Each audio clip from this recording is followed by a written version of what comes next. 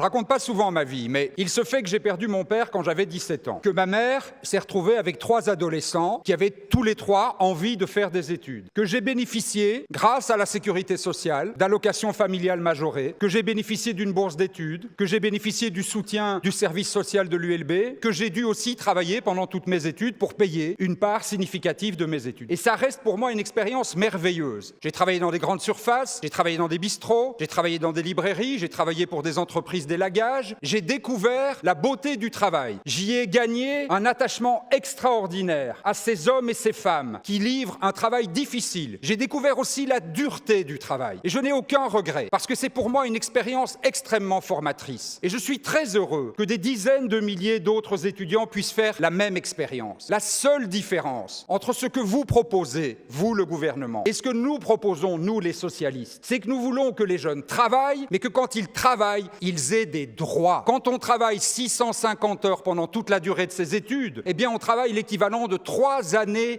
à temps plein. Eh bien nous voulons que ces 3 années à temps plein, elles permettent de se constituer des droits. Un droit à l'accès à la pension, qu'elle soit comptabilisée dans la carrière, qu'elle permette à ces jeunes de se dire pendant ces années-là, j'ai aussi contribué à construire ce patrimoine pour l'avenir et j'ai eu des droits au cas où, comme tous les autres travailleurs, je perdrais mon emploi, je tomberais malade ou autre. Oui, encourageons les jeunes à travailler, c'est formidable pour le dynamisme de la société, c'est bon pour nos entreprises, mais ne constituons pas des catégories différentes de travailleurs. Donnons à tous les travailleurs, et aux travailleurs étudiants en particulier, de vrais droits. Entre le faible et le fort, c'est la loi qui libère et c'est la liberté qui opprime.